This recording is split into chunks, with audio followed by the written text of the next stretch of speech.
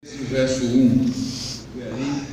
Na igreja de Antioquia havia profetas e mestres: Barnabé, Simeão, chamado Níger, Lúcio de Cirene, Manaém, que fora criado com Herodes, o tetrarca, e Saulo. Enquanto adoravam o Senhor e jejuavam, disse o Espírito Santo: separai-me Barnabé e Saulo para a obra a que os tenho chamado. Assim, depois de jejuar e orar, impuseram-lhes as mãos e os enviaram. Verso 4 diz: enviados pelo Espírito Santo, desceram a Seleucia e dali navegaram para Chipre. O que nós vamos aqui é que, desde o momento em que o Espírito de Deus desceu sobre a igreja, sobre os discípulos de Jesus no dia de Pentecostes, registrado lá em Atos capítulo 2, desde aquele momento, a igreja primitiva não se movia sem a direção ou comando do Espírito Santo. Para a igreja primitiva, o Espírito Santo era tão real quanto Jesus foi enquanto estava em carne. Aqui nós vemos essa igreja de Antioquia, ela já foi fruto do evangelismo que aconteceu a partir da igreja de Jerusalém. Nessa igreja se desenvolveu um ambiente onde o Espírito de Deus tinha plena liberdade. Por isso que diz assim, verso 2, 13, 2: enquanto adoravam o Senhor e jejuavam, o Espírito falou: separai-me Barnabé e Saulo para a obra que eu os tenho chamado. Tudo o que acontecia na igreja primitiva, seja na igreja de Antioquia, nas igrejas que estavam acontecendo ali naquele primeiro momento, havia uma presença muito forte, marcante do Espírito Santo. Nós queremos nessa noite chamar a atenção para isso, porque nós não podemos, nesse tempo de tantas novidades e distrações, não podemos ser igreja, nós não podemos ser povo de Deus, não há filho de Deus, sem que sejamos selados pelo Espírito Santo de Deus. Atos capítulo 3, verso 4, você vai ver que a igreja enviou Saulo e Barnabé. Veja como Saulo, já nesse primeiro episódio, ele se comporta. Quando nós somos dirigidos pelo Espírito Santo, a nossa vida, ela tem ousadia, ela tem uma visão aguçada. Diz que Saulo, verso 4, enviado pelo Espírito Santo, desceram a Seleucia e dali navegaram para Chipre. Chegando em Salamina, proclamaram a palavra de Deus na sinagoga judaica. João estava com eles como auxiliar. Viajaram por toda a ilha até chegar a Pafos. Ali encontraram um judeu chamado Bar Jesus. Eu quero só contar algumas histórias aqui de Atos dos Apóstolos. São algumas ilustrações para vocês, a gente acompanhar essa realidade de como o Espírito de Deus se movia no meio daquele povo, daquela igreja, dos apóstolos, dos discípulos. Ele, quando chegou ali, encontrou um homem chamado Bar Jesus, que praticava magia e era falso profeta.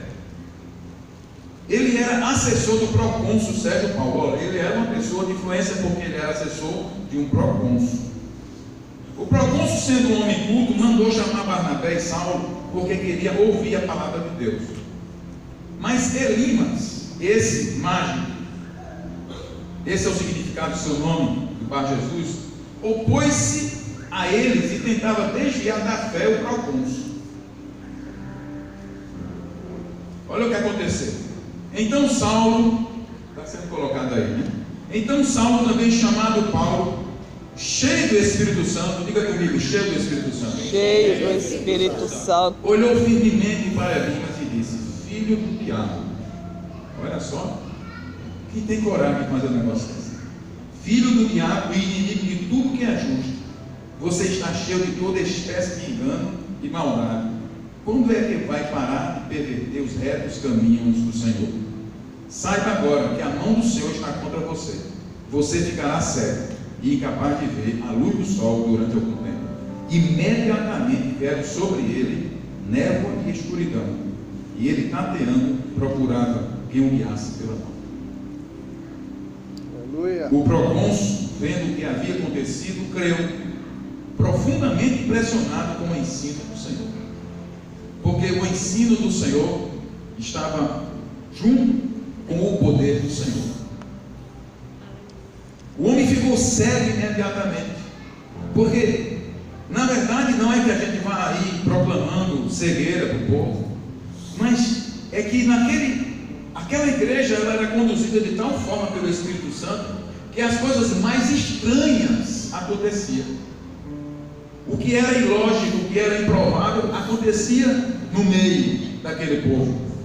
E por causa daquele fenômeno da cegueira, que foi uma cegueira momentânea, um homem muito importante creu no Senhor, o procônsul. Vendo o que havia acontecido, creu, profundamente impressionado com o ensino do Senhor. Paulo falou como falou e fez o que fez, porque ele estava tomado pelo Espírito Santo. No capítulo 16, verso 6, nós vamos comentar outro evento, que aquela igreja ali, os apóstolos viviam essa realidade aqui. O Espírito Santo conduzia de tal forma a igreja em Jerusalém, e os apóstolos e os discípulos, que eles diziam, por aqui sim, pela esquerda não. Eles eram conduzidos porque eles tinham uma sensibilidade da presença do Senhor na vida deles. Veja o que diz capítulo 16, verso 6 em diante. Então Paulo e seus companheiros viajaram pela região da Frígia e da Galácia, tendo sido impedidos pelo Espírito Santo de pregar a palavra na província da Ásia. Quando chegaram à fronteira da Mísia, tentaram entrar na Bitínia, mas o Espírito de Jesus os impediu. Então contornaram a Mísia e desceram a Troade. Durante a noite, Paulo teve uma visão na qual um homem da Macedônia estava em pé e lhe suplicava: passe a Macedônia e ajude-nos. Depois que Paulo teve essa visão, preparamos-nos, Lucas registrando, preparamos-nos imediatamente para partir para a Macedônia, concluindo que Deus nos tinha chamado para lhes pregar o Evangelho. Percebam uma coisa: nem todas as portas abertas são portas que Deus abriu.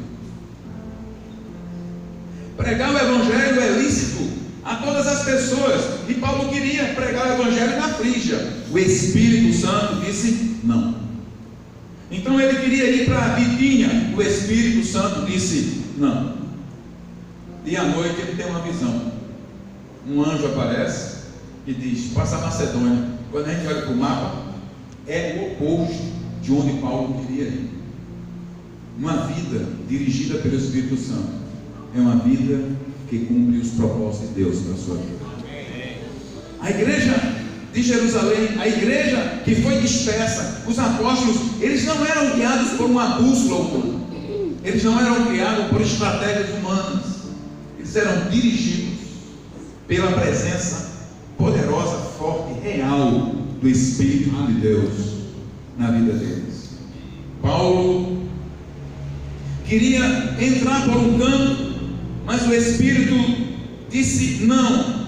Sabe, irmãos, daí vem uma lição para nós: como é importante nós andarmos sob a direção do Espírito Santo de Deus.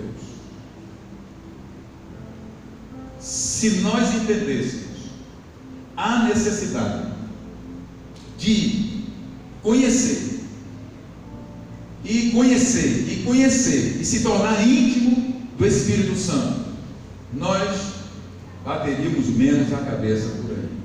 Verdade. Acertaríamos muito mais e viveríamos mais para o louvor. Aleluia. O direcionamento dado pelo Espírito Santo era muito claro, porque havia portas que Deus não abriu e havia portas que nem Paulo pensava existir, que o Espírito Santo saía mostrando.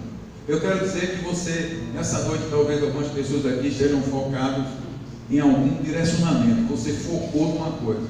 Você está focado naquilo e aquilo, e você ora por aquilo. Talvez aquilo não é o que o Espírito está dirigindo você. Busque a direção do Espírito Santo. E Ele vai mostrar claramente se o que você está focando é o que Ele quer para a sua vida. Amém. Mas veja bem, uma questão que nós vemos aqui é que essa igreja, esses homens, eles não buscavam Deus para ter aquela resposta. E esse é um dos problemas da igreja hoje. Nós estamos vindo aos cultos de oração porque nós queremos uma resposta para aquilo que nós necessitamos. Então nós vivemos de pedir a Deus isso e aquilo e buscar a resposta de Deus e aquilo. Mas na verdade, se você andar com Ele, você vai ter todas as respostas. Oh, aleluia. Aleluia. Há uma diferença ou não há uma diferença? Verdade. A obra da igreja, irmãos, é uma obra sobrenatural. Eu sempre falo isso aqui. Diga comigo, a obra da igreja, É sobrenatural. As nossas estratégias, das mais simples às mais sofisticadas, precisam ter origem em Deus. Só Ele sabe o que precisamos, ou o que precisa ser feito, e como deve ser feito. Na verdade, o Espírito Santo é o estrategista da igreja. Nós não devemos buscar o Espírito Santo porque nós queremos que algo aconteça na igreja esse mês, este ano. Então vamos buscar o Espírito Santo. Nós precisamos caminhar, conviver com Ele, viver com Ele, aprender essa dependência dEle. Ele nos orientará em todas as áreas da nossa vida.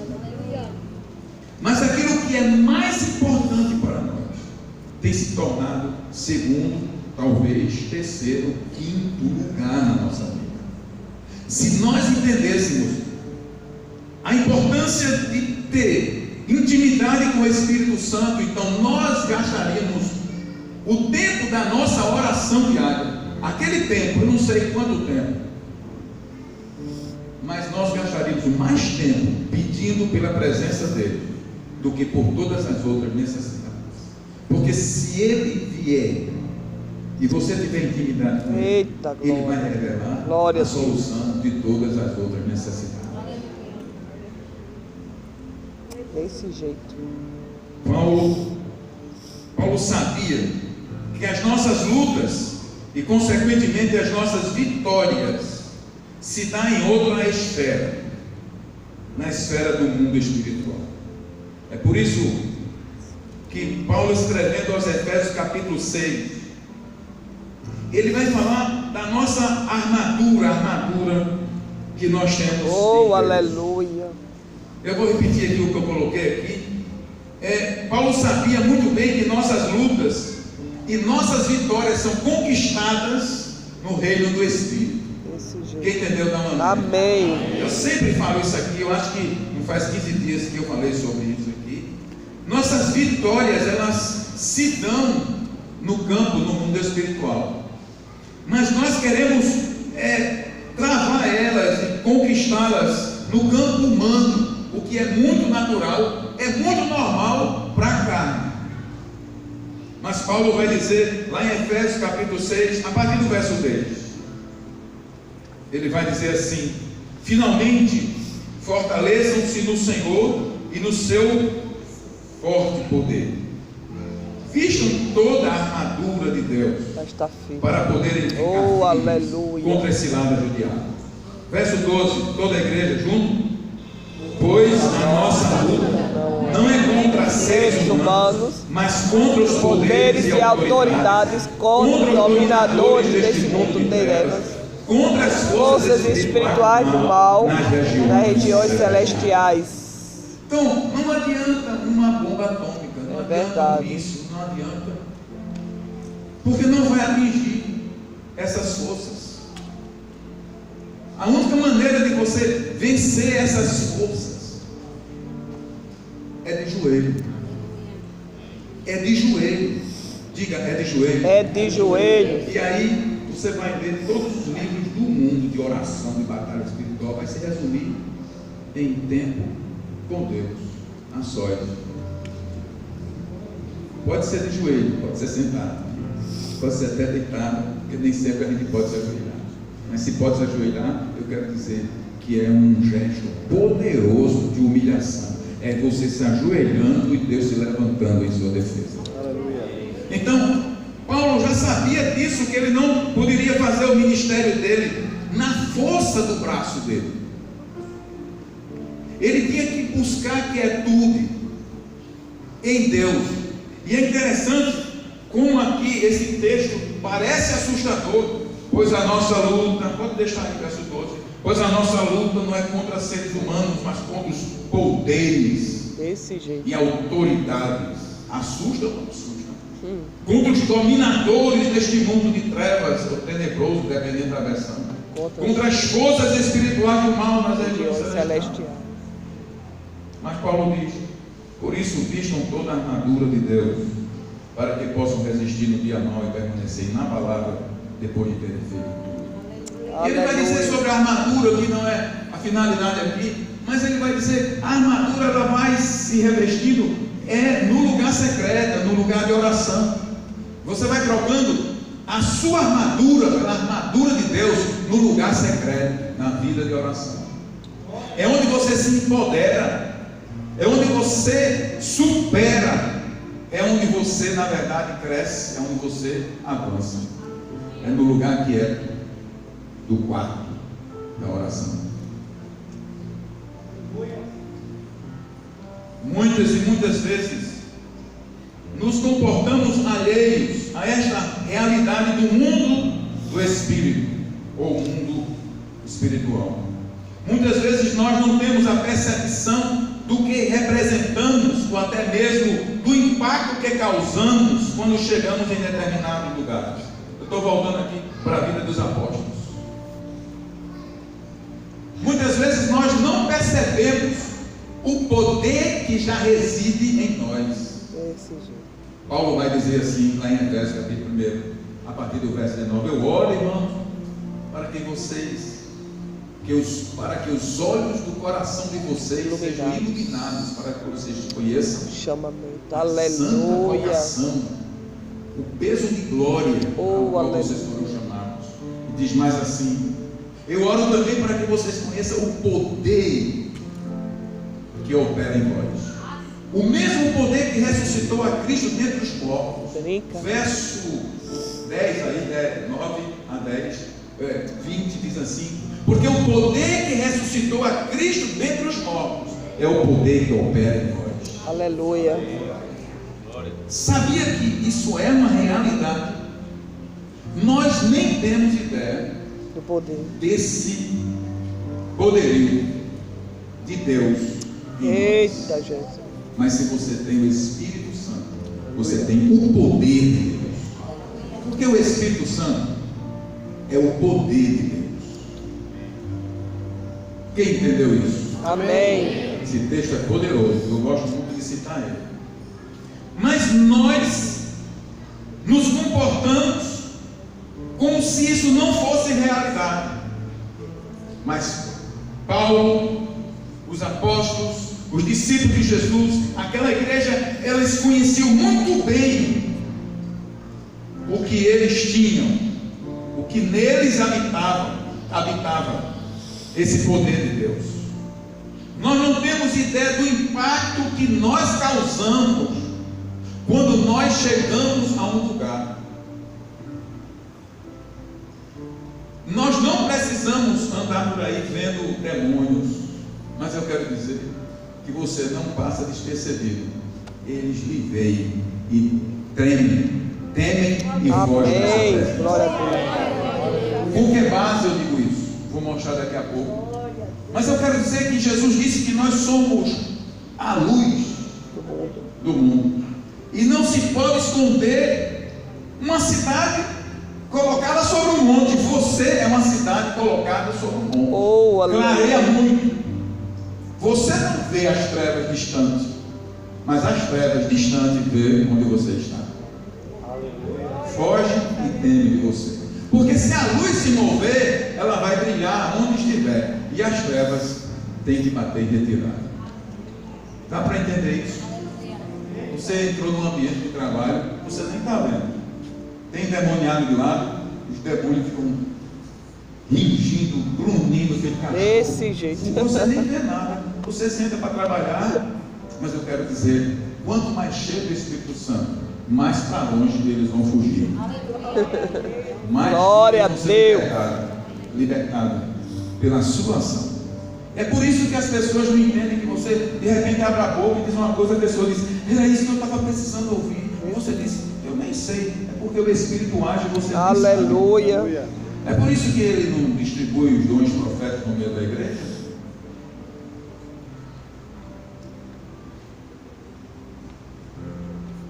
Mas nós não percebemos aquilo que já está em nós. Mas os demônios, o mais simples ao mais poderoso, né, no reino das trevas, eles têm essa percepção, estremece diante de um filho de Deus que tem o Espírito de Deus. Olha, eu gosto muito disso, de ver quando no ministério de Jesus, em Marcos capítulo 1, nós vemos algumas cenas muito engraçadas, interessantes, né? No ministério de Jesus. Capítulo 1 de Marcos, Jesus, no verso 21, diz que eles foram para Cafarnaum e no sábado ele entrou na sinagoga e, infelizmente, né, naquela sinagoga tinha também gente endemoniada. No verso 23 diz, justo naquele momento, na sinagoga, um homem possesso de um espírito imundo gritou, o que queres conosco, Jesus de Nazaré? Viesse para nos destruir? Sei que tu és o Santo de Deus. Até isso. Veja que nossa batalha é em outra esfera. Nós andamos dando bobeira por aí. É mesmo. Mas os demônios sabem exatamente quem Jesus era, quem Paulo era e quem você é. Olha que às vezes os homens não percebem, nem a igreja percebe, e fica trabalhando no campo meramente carnal e muitas vezes batendo cabeça. Diz assim, o verso 24, o que queres conosco, aquele espírito imundo? Os homens, ninguém sabia quem era Jesus. Jesus era apenas um homem de Nazaré, o carpinteiro, que estava se amostrando, era o que Nazaré pensava de Jesus. Aí ele, o demônio vem e diz assim, vieste para nos destruir, sei que tu és o Santo de Deus. Jesus disse, cale-se e saia dele, repreendeu. O espírito imundo sacudiu o homem violentamente, saiu dele gritando. Ainda no verso 34 desse mesmo capítulo diz assim, e Jesus curou muitos que sofriam de várias doenças, também expulsou muitos demônios, não permitia porém que estes falassem, porque sabiam quem ele era. No mundo espiritual, ele sabe exatamente quem nós somos, e eu quero dizer, irmãos, que eles estremecem quando um filho de Deus chega. É por isso que nós encorajamos aqui, quando você entrar no ambiente, ore por aquele lugar. A sua palavra, a sua voz é uma voz de comando, e você tem a autoridade do céu para repreender toda a obra maligna. Ora, Jesus foi quem fez. Jesus fez o que fez por causa da obra do Espírito Santo na vida dele, do nascimento à ressurreição. Eu citei esse caso de Jesus porque você não pode desvencilhar Jesus do Espírito Santo, assim como não pode desvencilhar, separar a igreja do Espírito Santo. Em Lucas capítulo 1, você vai ver que do nascimento até a ressurreição, Jesus foi cheio do Espírito Santo, ele foi gerado pelo Espírito Santo. Em Lucas capítulo 1, verso 30, vai exatamente quando o anjo aparece a Maria, diz assim, mas o anjo disse, não tenha medo, Maria, você foi agraciada por Deus, você ficará grávida, dará um filho, ele porá o nome de Jesus, ele será grande, e será chamado Filho do Altíssimo. O Senhor Deus lhe dará o trono do seu pai Davi, e ele reinará para sempre sobre o povo de Jacó. Seu reino jamais terá fim. Perguntou Maria ao anjo: como acontecerá isso, se eu sou virgem? O anjo responde: o Espírito Santo virá sobre você, e o poder do Altíssimo a cobrirá com a sua sombra. Aleluia. Assim aquele que há de nascer será Aleluia. chamado Santo Filho de Deus. Aleluia. Jesus nasceu assim. Como será isso, Maria? O Espírito Santo virá sobre você. Jesus nasce do Espírito Santo.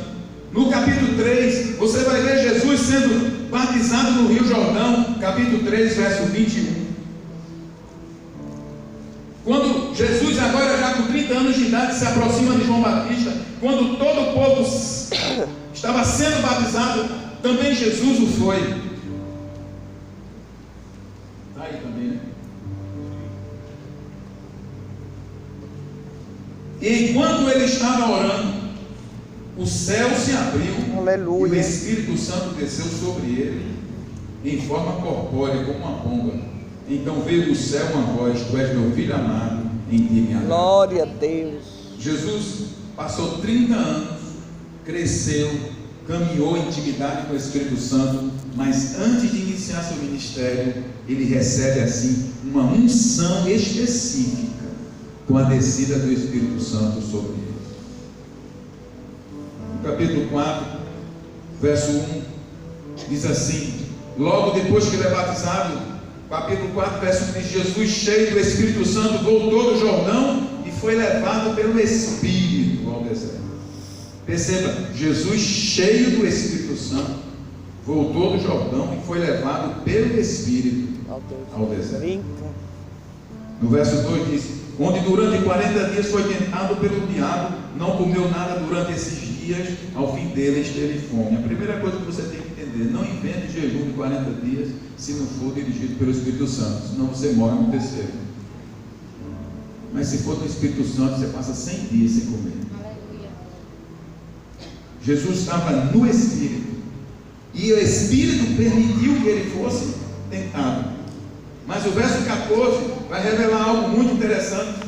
É que, verso 14, Jesus voltou para a Galiléia. Depois que ele foi tentado, ele saiu do deserto. Jesus voltou para a Galiléia no poder do Espírito, e por toda aquela região se espalhou a sua fama. Ensinava nas sinagogas e todos o elogiavam. Ele foi a Nazaré, onde havia sido criado, e no dia de sábado entrou na sinagoga, como era seu costume, e levantou-se para ler. Foi-lhe entregue o livro do profeta Isaías. Abriu e encontrou o lugar onde estava escrito: o Espírito do Senhor está sobre mim, porque ele me ungiu para pregar boas novas aos pobres, e ele me enviou para proclamar liberdade aos presos, recuperação da vista aos cegos, para libertar os oprimidos e proclamar o ano Oh, da graça do Senhor. aleluia. Veja que Jesus mesmo diz assim: o Espírito do Senhor está sobre mim, porque ele me ungiu. Eu estou fazendo essa narração para que a gente possa ser despertado para a grande necessidade da presença do Espírito de Deus em nossas vidas. Por isso nós falamos a indispensável presença do Espírito Santo de Deus em nossas vidas. Ele continua dizendo aqui, verso 20: Jesus pegou aquele livro. Não sei se você, algumas pessoas são novas aqui. Jesus entrou numa igreja dos judeus, chamada sinagoga, e ele pegou o livro do profeta Isaías, do Antigo Testamento, bem onde estava escrito. Ele abriu e diz a passagem que fala sobre a unção de Jesus. Ele lê essa passagem e ele vai, fecha o livro, e ele vai dizer no verso 21: hoje se cumpriu a escritura que vocês acabaram de ouvir. Aleluia. Jesus está dizendo: olha, eu estou dizendo que o Espírito do Senhor está sobre mim, e vocês hoje estão vendo essa profecia se cumprindo. Ele, o Espírito Santo, glória, está sobre mim. Aleluia. Sobre nós. Aleluia. Aí nós vamos ver ainda, Jesus sabia que assim como ele dependia do Espírito Santo, seus discípulos iam depender muito mais. Se Jesus dependia da presença do Espírito Santo, seus discípulos dependeriam muito mais. Por isso essa tão conhecida passagem de João capítulo 14, Evangelho de João capítulo 14, Jesus vai dizer no verso 15: se vocês me amam, obedecerão aos meus mandamentos. Eita, e eu pedirei ao Pai, e Ele lhes dará outro conselheiro para estar com vocês para sempre. Verso 17: o Espírito da verdade, o mundo não pode recebê-lo, porque não vê nem o conhece, mas vocês o conhecem, pois Ele vive com vocês. Aleluia. E estará em vocês. Essa é a promessa que Jesus começa a fazer aqui sobre a vinda daquele que lhe ungiu. Agora ele viria também sobre todos aqueles que o obedecessem, que o recebessem como Senhor e Salvador.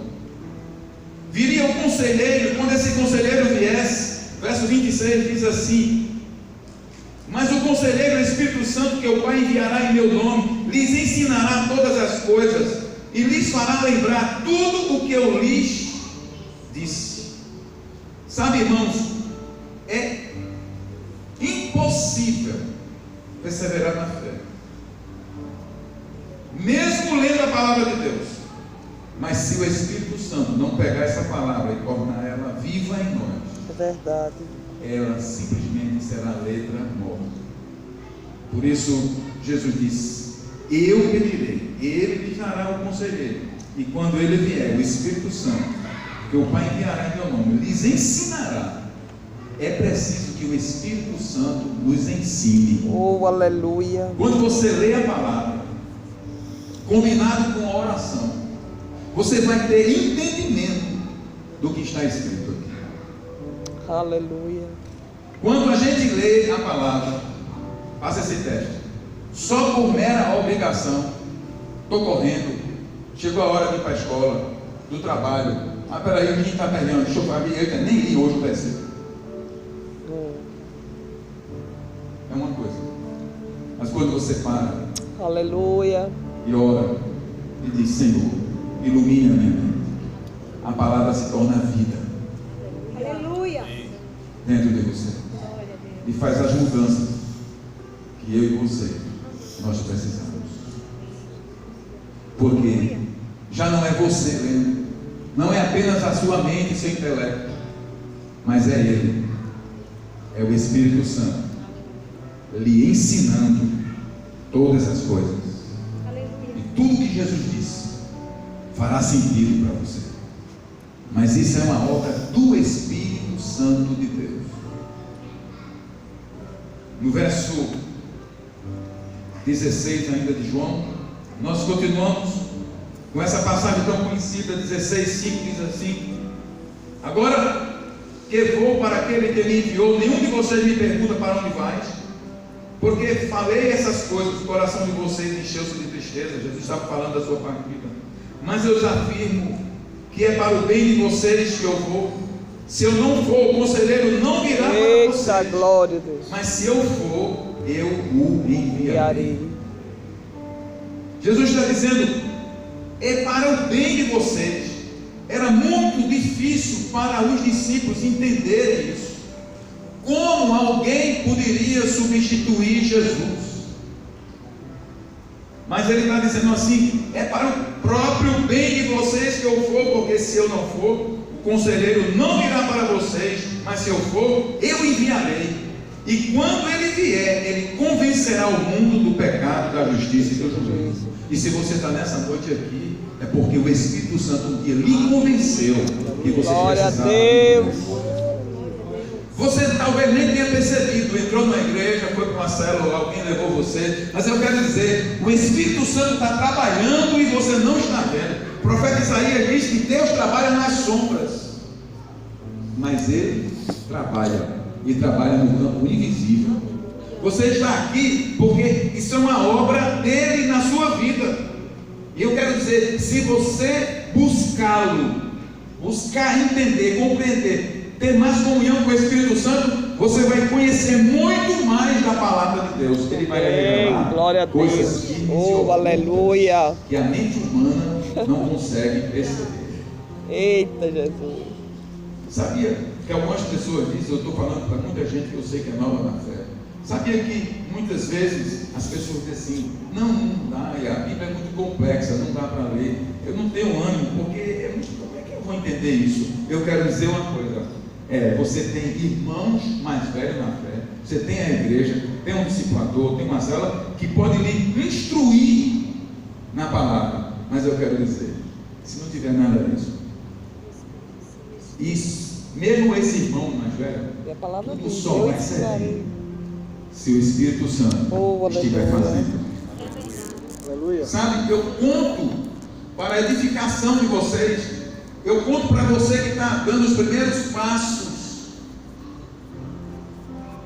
Eu vou contar mais uma vez o testemunho da minha mãe. Minha mãe, uma mulher analfabeta, conheceu Jesus no interior da Paraíba. Não tinha igreja nessa cidade. E o homem que evangelizou ela era semi-analfabeto. Ele tinha alguns versículos decorados, Diga aí. mas ele tinha o ensinador, o Oh, Espírito glória a Santo. Deus. Lançou a semente, o Espírito Santo fez germinar, cresceu. Minha mãe se converte no meio de um antro de idolatria, porque lá em casa era passagem e hospedagem de Frei Damião. Eita. Minha mãe rompe com tudo isso. Glória a Deus. Uma mulher analfabeta, por que deixaria a sua religião? Ela não trocou de religião, ela simplesmente conheceu Deus. Aleluia. E isso é obra do Espírito Santo. A partir dela, uma geração de filhos, irmãos. Não é brincadeira não, 18 filhos. Eu apresentei domingo aqui, foi domingo retrasado. Minha irmã do Rio de Janeiro tem 3 filhos, que é neta da minha mãe. Uma é escritora para jovens, é editora de revista evangélica, e os 2 filhos são pastores. Eu tenho um irmão que é pastor, foi missionário na África há muito tempo. Tenho outro irmão pastor, também foi missionário. Oh, glória a Deus. E eu tenho outros sobrinhos que são também Só assim. missionários e pastores. Uma mulher analfabeta, porque a obra é do Espírito Santo. Aleluia. Não é no campo visível, é no campo invisível. Eu não sei com que você está lutando, mas eu quero dizer que você vence isso no reino do Espírito. Você vence buscando conhecer Ele, conhecer o Espírito Santo, o Espírito da verdade. O evangelista Lucas, ele encerra seu evangelho, o livro de Lucas, com as últimas palavras de Jesus. Lucas capítulo 24. Lucas capítulo 24, verso 44, porque senão a gente vai ler muito. Jesus havia ressuscitado, se apresenta aos discípulos. Essas são as últimas palavras. E ele diz assim: e disse-lhes, Lucas 24, 44, foi isso que eu lhes falei enquanto ainda estava com vocês. Era necessário que se cumprisse tudo o que a meu respeito está escrito na lei de Moisés, nos profetas e nos salmos. Então lhes abriu o entendimento para que pudessem compreender as escrituras. Oh, glória a Deus. Olha só, abriu-se o entendimento. Desse jeito. E lhes disse: está escrito que o Cristo haveria de sofrer e ressuscitar dos mortos no terceiro dia, em que em seu nome seria pregado arrependimento para perdão de pecados a todas as nações, começando por Jerusalém. Vocês são testemunhas dessas coisas. Eu lhes envio a promessa de meu Pai, mas fiquem na cidade até que Oh, aleluia. do poder do alto. Aleluia. Jesus está dizendo para aquela igreja, comecei lá em Atos, capítulo 13, agora eu estou voltando, fazendo um caminho de volta. Jesus disse para aqueles seus discípulos: vocês agora estão compreendendo o que eu vim fazer. Eu sou o Messias, eu sou o Cristo, eu morri, eu ressuscitei, mas agora vocês precisam ficar na cidade, até serem revestidos do poder do alto. Então ele Está dizendo, há uma promessa que vai se cumprir e que vocês precisam ficar atentos, porque ela ainda não se cumpriu. Eu já vim, estou aqui ressuscitado e estou falando essas palavras para vocês. Então Lucas encerra o seu livro falando sobre a promessa do Pai. E ele então, o próprio Lucas, escreve o livro de Atos dos Apóstolos. Glória a Deus. E ele pega o fim de Lucas, Evangelho de Lucas, para iniciar Atos dos Apóstolos. É o mesmo autor humano, mas inspirado pelo Espírito Santo. E ele começa então falando desse encontro que Jesus teve com os discípulos. No verso 3 ele diz assim: depois do seu sofrimento, Jesus apresentou-se a eles e deu-lhes muitas provas indiscutíveis que estava vivo. Apareceu-lhes por um período de 40 dias, falando-lhes acerca do reino de Deus. Certa ocasião, Lucas está dizendo, naquele período de 40 dias, quando Jesus ainda não tinha subido aos céus, mas já havia sido ressuscitado, certa ocasião, enquanto comia com eles, deu-lhes esta ordem: não saiam de Jerusalém, Até que sim. mas esperem pela promessa de meu Pai, da qual lhes falei. Pois João Batista, batizou com água, mas dentro de poucos dias vocês serão batizados com o Espírito Santo. Os discípulos não entenderam nada sobre isso, perguntaram coisas do tempo futuro, mas Jesus disse: olha, verso 8, vocês, o que eu estou falando é isso. Poder. Vocês Eita, receberão aleluia. poder quando o Espírito Santo descer sobre vocês, e serão minhas testemunhas em Jerusalém, em toda a Judéia e Samaria e até os confins da terra. Aleluia. Tudo o que Jesus estava dizendo é: olha, o que aconteceu comigo vai acontecer com vocês. Porque se eu venci e vocês vencerão, é por causa dele, é por causa do Espírito Santo de Deus. Eu quero que nessa noite você entenda isso. Você permanece até hoje, você está aqui nessa noite, é porque o Espírito Santo está fazendo uma obra na sua vida, e Ele quer aperfeiçoar essa obra. E quanto mais você reconhecer Ele, essa obra vai ser aperfeiçoada mais aceleradamente, mais rapidamente. Quem entendeu isso, dá um amém. Você nem viu, nem percebeu, Deus te preservou para te trazer até hoje, porque Ele tem uma obra poderosa na sua vida. E sabe qual é a obra poderosa de Deus na nossa vida? É que nós sejamos cheios do poder do Espírito Santo e sejamos testemunhas dele. Deus confia da terra. Aí vai uma coisa aqui: ser cheio do Espírito Santo não é para você ganhar renome por ano. Se ganhar, amém, mas é para você ser testemunha. Eita, glória. É verdade. Só consegue ser testemunha Está cheio. de verdade se tiver cheio do Espírito Santo. Aleluia. Deixa eu dizer uma coisa aqui para ficar claro. Irmãos, não se enganem. Não é sentar no banco de igreja ou em casa que nós somos testemunhas. A testemunha leva dentro de si a luz de Deus. Aonde você andar, você será uma testemunha. Oh, aleluia. É verdade. Vocês receberão o poder para ser Oh, glória a Deus. E eu quero dizer uma coisa: neste mundo tenebroso, nesse mundo de trevas, Deus está olhando por toda parte para ver aonde estão as suas testemunhas. Filhos que estão dizendo: Espírito Santo, me encha da sua presença, porque eu quero ser uma testemunha. Quero, Senhor. Jesus disse aos discípulos: vocês não saiam por aí falando, porque não é falação. Não é o que você faz, não é a quantidade de obras que você vai fazer.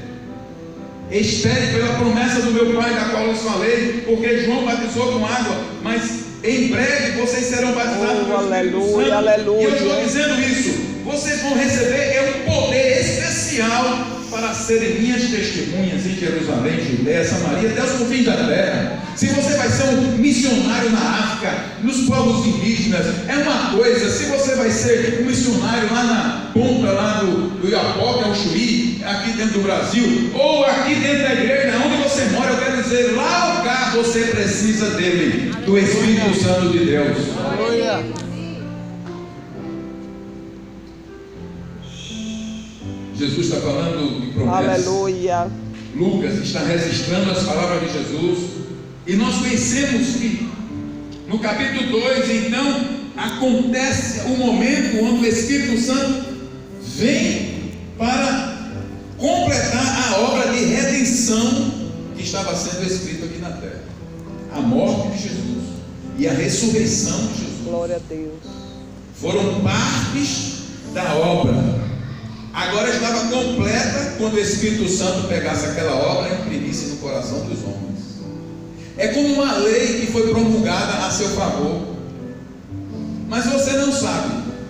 Lá em Brasília tem uma lei que lhe beneficia e você passa então a ser, puxa vida, agora eu sou herdeiro de uma grande propriedade, mas eu nem estou sabendo. O Espírito Santo é aquele que pega a obra de Deus feita na cruz do Calvário, o decreto de libertação, de salvação, de filiação, e ele vem e imprime no seu coração e revela isso. Aleluia. Então o que Cristo fez se torna realidade. Chegando o dia de Pentecostes, capítulo 2, estavam todos reunidos num só lugar. De repente veio do céu um som como de um vento muito forte, encheu toda a casa na qual estavam assentados. E viram que parecia línguas de fogo que se separaram e pousaram sobre cada um deles. Todos ficaram cheios do Espírito Santo e começaram a falar outras línguas conforme o Espírito os capacitava. Havia em Jerusalém, eu quero que você que é mais novo, preste bem atenção.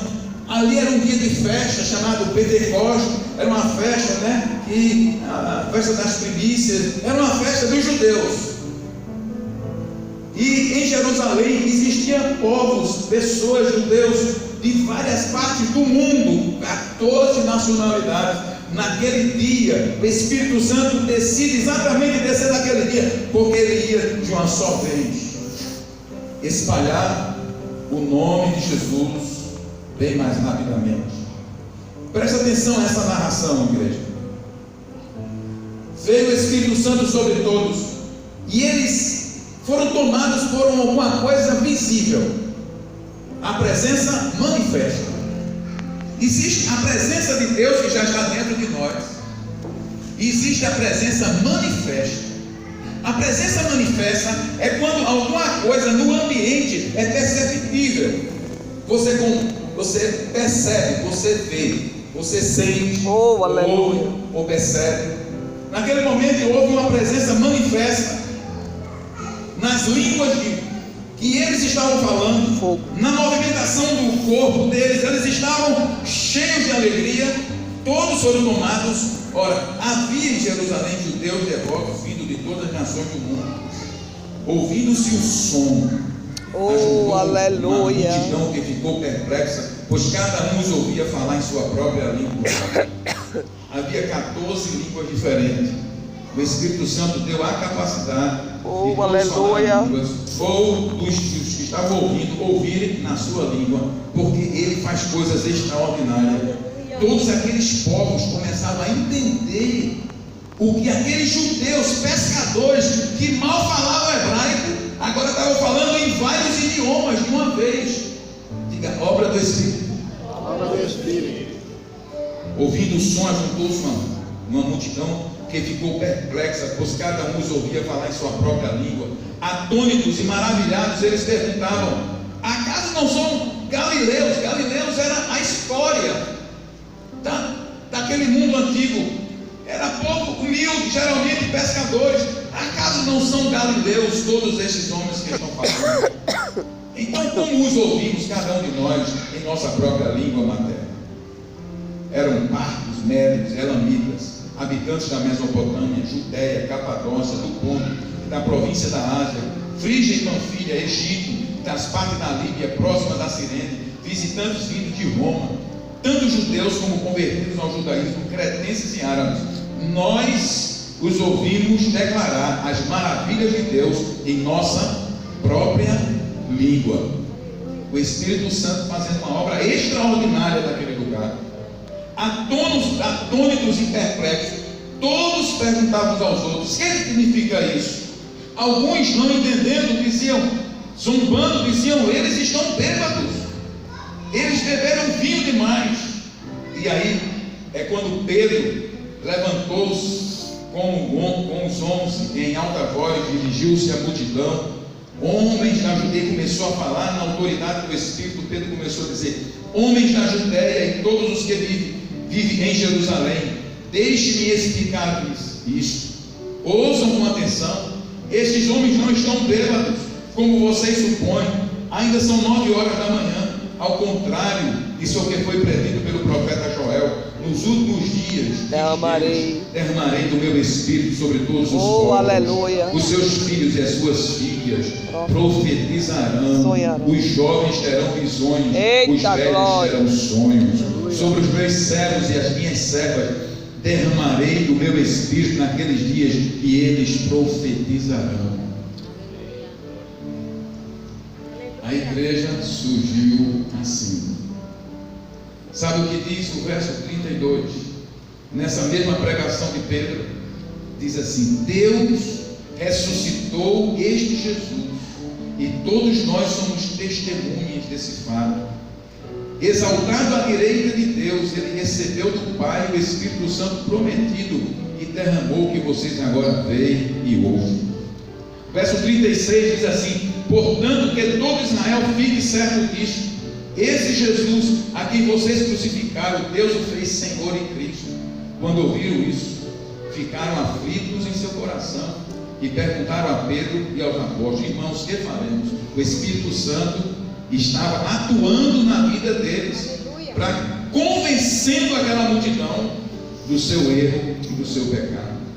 Eles estavam aflitos, uma aflição provocada pelo Espírito Santo. Perguntaram a todos: irmãos, que faremos? Pedro respondeu: arrependam-se e cada um de vocês seja batizado em nome de Jesus Cristo para perdão dos seus pecados, e receberão o dom do Espírito Santo, pois a promessa é para vocês, para seus filhos e para todos os que estão longe, para todos quantos o Senhor nosso Deus chamar. Naquele dia, 3.000 pessoas aceitaram Jesus. Oh, aleluia. Uma pregação de um pescador. Maravilha. A indispensável presença do Espírito Santo. Aleluia. Mas para mim, o caso clássico registrado no livro de Atos dos Apóstolos, de que não podemos fazer a obra de Deus senão pelo poder do Espírito Santo, foi quando Paulo foi implantar a igreja de Efésios. Eu estou fazendo essa narração, daqui a pouco vamos encerrar. Eu quero dizer que o Espírito de Deus se move no meio da igreja. Você compõe a igreja. Aleluia. Você compõe a igreja. Paulo, quando estava na sua terceira viagem missionária, ele chegou à cidade de Éfeso. Sabe quando ele chegou lá? Eu quero que você preste bem atenção a essa narração. Capítulo 19 de Atos dos Apóstolos. Quando ele chegou em Éfeso, havia 12 homens que haviam chamado de discípulos, mas eles não sabiam ainda muitas coisas. Verso 2, Paulo encontrou aqueles discípulos ali, e no verso 2 diz que lhes perguntou: vocês receberam o Espírito Santo quando creram? Eles responderam: nem sequer ouvimos que existe o Espírito Santo. Às vezes eu fico pensando que há muitos crentes, muitos que envelhecem na igreja, mas na verdade eles têm uma religião, mas não têm uma experiência com o Espírito Santo. Nem sequer sabemos que que existe o Espírito Santo. Então, que batismo vocês receberam? Perguntou Paulo. O batismo de João, responderam eles. Disse Paulo: o batismo de João foi um batismo de arrependimento. Ele dizia ao povo que cresce naquele que viria depois dele, isso é, em Jesus. Ouvindo isso, eles foram batizados, aqueles 12 homens, no nome do Senhor Jesus. E quando Paulo lhes impôs as mãos, veio sobre eles o Espírito Santo e começaram a falar em línguas e a profetizar. Eram ao todo os 12 homens. Irmãos, Deus tomou aqueles 12 homens juntamente com Paulo e fez uma revolução na cidade de Éfeso. E a partir da cidade de Éfeso, toda a província da Ásia, onde é a Turquia hoje, ouviu falar do Evangelho. Coisas extraordinárias aconteceram, um verdadeiro avivamento, impossível de acontecer, porque toda a cidade de Éfeso e a Ásia Menor, a partir de Éfeso, ouviu falar do Evangelho, porque Paulo e 12 homens estavam cheios do Espírito Santo de Deus. Aleluia. A nossa suprema prioridade é atrair a presença manifesta do Espírito Santo para a nossa vida pessoal, familiar e igreja. Por que digo presença manifesta? Porque mesmo sendo filho de Deus, sendo igreja de Deus, podemos deixar o Espírito Santo no canto. Na verdade, isso deveria ser a exceção, mas na verdade é quase que a regra. A maioria dos crentes vivem deixando o Espírito Santo no canto. Saem e vivem e entra anos e sai anos. E na verdade você mesmo dirige a sua vida. E as igrejas também dirigem a sua própria vida, a sua própria. Eles aprendem a fazer a receita de bolo. Tem um bom tempo, tem um bom piso, pode estar funcionando, porque as pessoas chegam. Um culto agradável. Será se ele está ali? Será se ele está ali? O maior perigo de uma igreja e também de uma vida é viver só de nome, como o povo de Israel viveu muitas vezes. Eu quero nessa noite desafiar você a pensar nisso. Essa mesma igreja de Éfeso, depois de muitos anos desse avivamento, uns 40 anos mais na frente, ela recebeu aquela palavra muito conhecida no livro de Apocalipse: vocês aprenderam a fazer tudo. Na carta aos Efésios, capítulo 2 de Apocalipse, diz que João recebe essa mensagem para uma igreja, e eu quero me dirigir. Imagina se essa carta vem para a igreja, para IEL, se vem para o pastor dessa igreja, ao anjo da igreja em Éfeso, escreva: estas são as palavras daquele que tem as 7 estrelas em suas mãos, que são justamente os pastores, os líderes, e anda entre os seus candelabros, entre a igreja, a presença de Deus. Conheço suas obras. Olha só, aquela igreja, ele diz assim: eu conheço suas obras, eu conheço o seu trabalho árduo, a sua perseverança. Sei que você não pode tolerar homens maus depois da prova, que dizem apóstolos, mas não são, e descobriu que eles eram impostores. Você tem perseverado e suportado o sofrimento. E ele segue escrevendo aqui muitas coisas daquela igreja. Mais ou menos assim: vocês estão fazendo tudo aí, está tudo bem. Mas no verso 4 tem uma sentença. Eu gostaria que você pensasse sobre isso. Contra você, porém, tem isso: você abandonou o seu primeiro amor. Por que nós estamos fazendo o que nós estamos fazendo? Qual é a motivação do nosso serviço, do nosso trabalho? Por que nós somos crentes? Por que somos evangélicos? Por que somos IEB? Por que lideramos uma série? Por que somos pastores? Porque nós podemos fazer muita coisa, e mesmo assim o Espírito Santo está no campo. Podemos colocar a coisa no automático. Aprendemos a fazer, aprendemos a tocar, a cantar, a pregar. Mas o Espírito Santo não é uma força Santo é uma pessoa. E a pergunta é: aonde ele está? No comando da nossa vida. Qual é a motivação da nossa vida cristã? Eu quero ensinar um outro exemplo. Essa é do Novo Testamento. Para a gente orar nesse momento. O Espírito Santo é uma pessoa. Como nós estamos tratando Ele. Ele é Deus. Por isso Paulo diz: não entristeçais o Espírito Santo. Tem uma história no Antigo Testamento que está em 1 Samuel, a partir do capítulo 3. Eu quero deixar você bem inteirado. E nessa noite eu oro para que o Espírito de Deus possa trazer ao seu coração uma reflexão de como nós estamos tratando a presença de Deus no nosso dia. Nesse tempo aqui, do sacerdote ali, foi quando surgiu um menino chamado Samuel, se tornou profeta, sacerdote.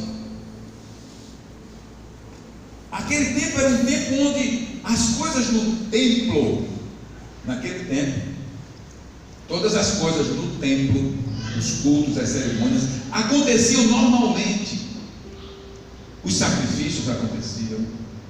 Israel ia para adorar em Siló. Havia uma ordem sacerdotal. Havia gente de escola lá. Mas sabe o que é que diz? O capítulo 3, verso 1. Diz que o menino Samuel, eu não vou contar a história, ministrava perante o Senhor, era um menino, sob a direção de Eli, que era o sacerdote. Naqueles dias, raramente o Senhor falava, e as visões não eram frequentes. A gente pode ver o seguinte: pode haver uma ordem sacerdotal, pode haver culto, pode haver igreja, mas o Senhor pode não estar falando. A gente pode até ter uma certa liturgia em casa, mas o Senhor pode não estar falando. Porque na verdade, Deus habita com o contrito e humilde de coração. Precisamos reconhecer que Ele nos deu o Espírito Santo para que a gente se relacione com Ele, que a gente interaja com Ele, que a gente o perceba. Oh, aleluia. Nós não podemos viver como se o Espírito Santo pudesse ficar no canto. Ou Ele dirige a nossa vida, ou então Ele está no canto. E se Ele está no canto, então sou eu, é você, somos nós que estamos no controle. Nesse período aqui, diz aqui, naqueles dias raramente o Senhor falava. Sabe, irmãos, muitas vezes nós deixamos de ouvir a voz de Deus porque nós não estamos valorizando aquilo que Deus tem nos dado. Até porque nós estamos levando o nosso dia a dia com muitas outras coisas como prioridade, menos ouvir a voz de Deus. Aí teve um acontecimento aqui. No capítulo 4 diz que Israel, os filisteus vieram contra Israel, o inimigo. Quero que você preste bem atenção a essa passagem. Os filisteus vieram contra Israel. Israel saiu para a batalha. Israel era muito confiante. Somos o povo de Deus. Sabe o que aconteceu? 4.000 homens de Israel morreram naquela batalha. 4.000 homens morreram. Aí eles voltam e começam a chorar. E eles começam a dizer: por que, Senhor? Por que o Senhor deixou que os filisteus nos derrotassem? Essa pergunta nós fazemos às vezes, irmão, e nem sabemos que na verdade nós estamos perdendo essas batalhas, porque nós não estamos lutando no campo espiritual. E aí eles tiveram uma ideia: já sei, Vamos buscar a arca do Senhor e pegar a arca do Senhor, que era representação da presença de Deus, e então levaram a arca para a batalha. Sabe o que aconteceu? Quando a arca chegou no campo de batalha, diz que houve um alvoroço. Mandaram chamar a arca de Deus. Quando a arca da aliança do Senhor, verso 5, entrou no acampamento, todos os israelitas gritaram tão alto que o chão estremeceu. Os filisteus, os inimigos, ouviram aquilo. Verso 6. Ouvindo os gritos, perguntaram o que significam todos esses gritos no acampamento dos hebreus. Quando souberam que a arca do Senhor vieram para o acampamento, os filisteus ficaram com medo e disseram: deuses chegaram ao acampamento. Ai de nós, nunca nos aconteceu isso. O inimigo ficou com medo pelo barulho. Talvez algumas pessoas não percebam, mas preste bem atenção. Eu não sei se sua vida ela tem uma essência de andar com Deus, ou se ela é feita de barulho. Houve um barulho tão grande que o inimigo disse: vamos perder. Mas mesmo assim foram para a batalha. Sabe o que aconteceu? Nem com a arca de Deus. Agora Israel perdeu 30 mil homens. Porque Deus não é comprometido com estruturas. Deus é comprometido com corações sinceros. Aleluia. Glória a Deus. O Espírito Santo é Deus. Perderam 4 mil. Com a arca perderam 30 mil. Sabe o que isso fica? Qual é a mensagem? A mensagem que fica é que nós não podemos nos estripar, nem no nosso serviço, nem na nossa denominação, nem nos nossos pais, nem na estrutura religiosa. Nós precisamos ter um encontro com Deus e viver esse Deus. E aí, irmãos, foi uma mortandade. Sabe o que aconteceu? Tem uma expressão aqui que eu não vou contar toda a história. É que uma das noras, do sacerdote Eli, que o filho também morreu, ela teve um filho, estava grávida. Quando você recebeu a notícia daquela derrota, ela disse uma coisa: a glória se foi de Israel. E acabou, foi-se a glória de Deus. Eu quero dizer, queridos jovens, adolescentes, homens, mulheres, crianças, eu quero dizer para vocês nessa noite que não adianta a aparência. É um tempo onde Deus está exigindo que a gente tome uma atitude de ter um relacionamento com Ele sério, e Ele nos ajuda nesse relacionamento. Mas não se estribe nos seus pais, não se estribe porque você faz isso ou aquilo na igreja. Eu quero dizer que Deus tem coisa com quem quer ter coisa com Ele. Aleluia. Creio.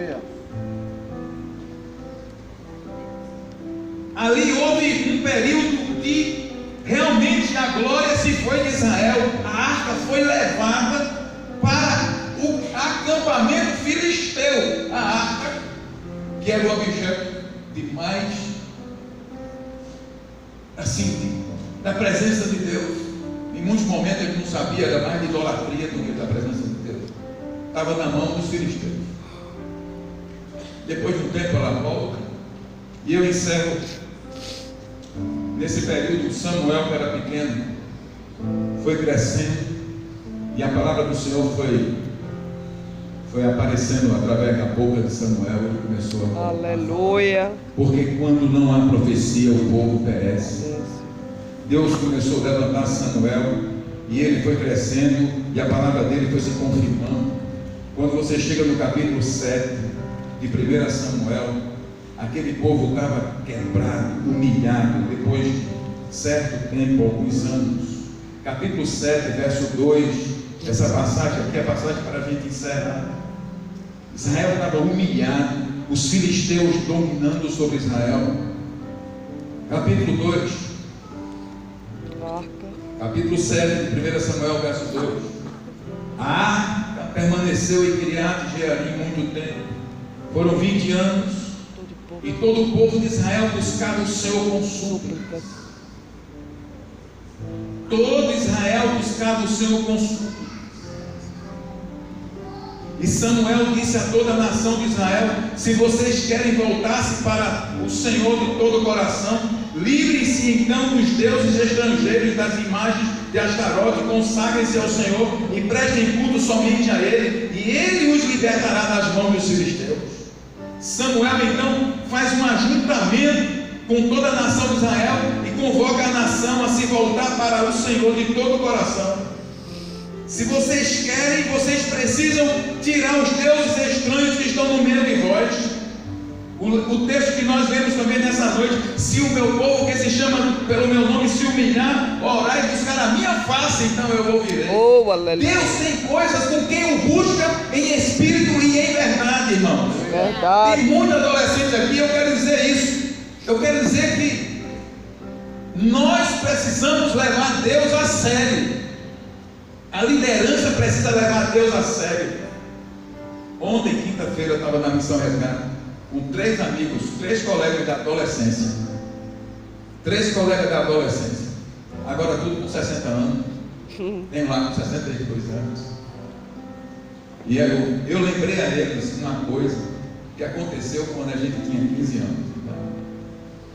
Terminou um congresso da juventude e a gente ficou no meio da rua. O congresso foi fogo puro. A gente ficou no meio da rua com aquele congresso. A gente nem queria ir para casa. E eu lembro muito bem que a gente estava chorando na esquina. E um deles, o João, que teve câncer agora há 2 anos, foi curado. Oh, glória a Deus. Disse assim: o que faremos agora, depois que esse congresso terminar? Como vai ser? Será que a gente vai vencer o pecado? Será que a gente vai perseverar? Será que a gente vai ser uma geração útil pelo Senhor? 15 anos, 17 anos, 18 anos. Acho que João tinha o mais velho de 18 anos. Eu tinha 15 anos para 16. Aquela geração estava dizendo: será, será, será? E sabe por que eles estão até hoje? Porque eles levaram Deus a sério. Aleluia. Chorando no meio da rua. Lembra-se quando terminou aquele congresso? Todos eles se lembraram. Lembro, a gente estava chorando, perguntando a Deus: Senhor, será que a gente vai perseverar? Será que a gente vai vencer o pecado? Será que a gente vai chegar lá? Chegaram. Nós chegamos. Aleluia. Com a graça de Deus. Aleluia. Israel, em muitos momentos, não levou Deus a sério e foi destruído. Eu quero dizer: ande com quem leva Deus a sério e você vai adiante. Glória a Deus. É verdade. Samuel, naquele momento, reúne o povo e ele diz assim: vocês querem realmente, se vocês querem voltar-se para o Senhor de todo o coração, livrem-se então dos deuses estrangeiros. Não tem Deus estrangeiro aqui? Mas o que é que nós precisamos nos livrar? Do que precisamos nos livrar? Do que precisamos nos desvencilhar, abandonar, deixar? Aleluia. Assim os israelitas se livraram, verso 4. Assim os israelitas, está aí o texto não. Assim os israelitas se livraram dos baalins, dos postes sagrados, e começaram a prestar culto somente ao Senhor. Aleluia. E Samuel prosseguiu: reúnam todo Israel em Mispá, e eu intercederei ao Senhor a favor de vocês. Quando eles se reuniram em Mispá, tiraram água e derramaram perante o Senhor. Naquele dia jejuaram e ali disseram: temos pecado contra o Senhor. Nós precisamos encarar a nossa realidade, precisamos encarar a nossa forma de viver. Temos que colocar o pecado e chamar o nome do pecado pelo nome dele. Porque quando nós chamamos o pecado pelo nome dele, a graça de Deus vem sobre nossa vida e nos dá força para caminhar mais um dia. Foi assim que essa geração que ontem estava lá na missão, quinta-feira na Missão Resgate, chegou até aqui. É pastor, presbítero, não é? O Mauro está lá também, pastor no Canadá. Toda essa geração é a minha geração. Nós temos chegado e vamos chegando amanhã e depois de amanhã, porque cada dia temos que colocar o pecado diante da gente. Dizem assim como o Tales, né? Diz assim, Tales, diz assim: o pecado vem e me chama todos os dias. Mas nós temos a graça de Deus sobre a nossa vida. Porque o pecado leva à destruição, à morte. Os filisteus vêm sobre quem não anda com Deus, mas quem quem tem propósito, como Samuel aqui, se torna uma coluna na casa de Deus, aleluia. se torna um profeta, numa nação, numa igreja, numa casa, numa vizinhança. Deus quer levantar muitos Samuéis, porque Ele precisa desse Samuel. Glória a Deus. Samuel viveu nesse tempo onde a palavra do Senhor era muito rara, raramente ele aparecia e fazia menção, mas o menino Samuel crescia em graça e conhecimento. Glória a Deus. É tomada de decisão. Verso 5 diz: e Samuel prosseguiu: reúnam todo Israel em Mispá, e eu intercederei ao Senhor a favor de vocês. Quando eles se reuniram em Mispá, tiraram água, derramaram perante o Senhor, naquele dia jejuaram e disseram: temos pecado contra o Senhor. E foi em Mispá que Samuel liderou os israelitas como juiz. Quando os filisteus souberam, olha, presta atenção agora, esse detalhe. Quando os filisteus souberam que os israelitas estavam reunidos em Mispá, os governantes dos filisteus saíram para atacá-los. Eu quero que você preste atenção a isso. Quando os israelitas souberam disso, ficaram com medo. Agora, os filisteus souberam que Israel estava agrupado em Mispá, adorando a Deus. Saíram para atacá-los. Mas eu quero antecipar, agora era diferente. Adorando a Deus. Agora era diferente. Eita glória. Quando os israelitas souberam disso, ficaram com medo. Nós também ficamos às vezes. Verso 8: e disseram a Samuel: não pares de clamar por nós ao Senhor, o nosso Deus, para que ele nos salve das mãos dos filisteus. Então Samuel pegou um cordeiro, ainda não desmamado, e ofereceu inteiro como holocausto ao Senhor. O louvor pode se aproximar. Então Samuel pegou um cordeiro ainda não desmamado e ofereceu inteiro como holocausto ao Senhor. E ele clamou ao Senhor em favor de Israel, e o Senhor lhe respondeu. Olha só, verso 10: enquanto Samuel oferecia o holocausto, os filisteus se aproximaram para combater Israel. Naquele dia, porém, o Senhor trovejou com fortíssimo estrondo contra os filisteus e os colocou em pânico, e foram derrotados por Israel. Glória a Deus. Aleluia. Nossas Bricas. batalhas são vencidas enquanto nós adoramos a Deus. Aleluia, Jesus. Comecei dizendo isso aqui. Nossas batalhas são vencidas. Oh, aleluia. Adoramos a Deus. Deus a sério. Obrigado, Jesus. Medo vem. Temor vem. Mas se você tiver buscando a presença dele, ele vai trovejar contra os seus inimigos, e você vai ficar de pé. Amém, Jesus. Se nós levarmos o Espírito Santo a sério, nós teremos pleno. Aleluia. Eu fechei aqui, mas eu vou voltar para ver aquele texto tão conhecido, tá? Com toda a igreja. Você pode ficar de pé nesse momento.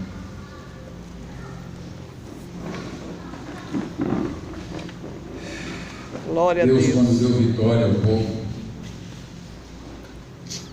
no versículo 12, 1 Samuel 7:12, naquela ocasião, verso 12, pode colocar aqui. Então Samuel pegou uma pedra e a ergueu entre Mispá e Sem, e deu-lhe o nome de Ebenezer, dizendo: até eita glória. O Senhor nos ajudou. Glória a Deus. Aleluia. Vamos ler o verso 12, toda a igreja junto. No evangelismo eu falei isso também. Então Samuel pegou uma pedra e a ergueu Eita entre glória. Mispá e Sem, e deu-lhe o nome de Ebenezer, dizendo: até aqui o Senhor nos ajudou. Aleluia. Diga aqui: até aqui o Senhor nos ajudou. Diga: Até aqui o Senhor nos ajudou. você tem quantos anos? 15? Diga: até aqui o Senhor nos ajudou. Tem 20? Até aqui o Senhor nos ajudou. Tem 50? Até aqui o Senhor nos ajudou. Eu não cheguei lá. Até lá o Senhor te ajudará. Aleluia. Até lá te ajudará. Sabe o verso 13? Diz assim: assim os filisteus foram dominados e não voltaram a invadir o território israelita. A mão do Senhor esteve contra os filisteus durante toda a vida de Samuel. Qual é a sua luta?